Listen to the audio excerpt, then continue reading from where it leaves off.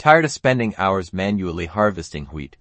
Let's build an automatic wheat farm that will do all the work for you. First, find a flat area and mark out a rectangle that is 9 blocks long and 7 blocks wide.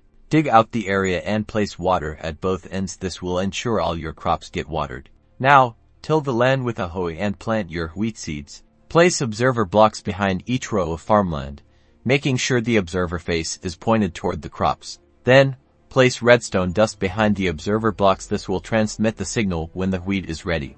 Now, place pistons behind the redstone dust, facing towards the farmland. When the wheat is fully grown, the observers will detect the change, activating the pistons, which will release the water.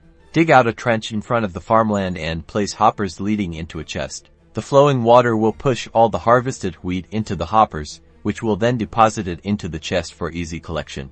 And there you have it, your very own automatic wheat farm.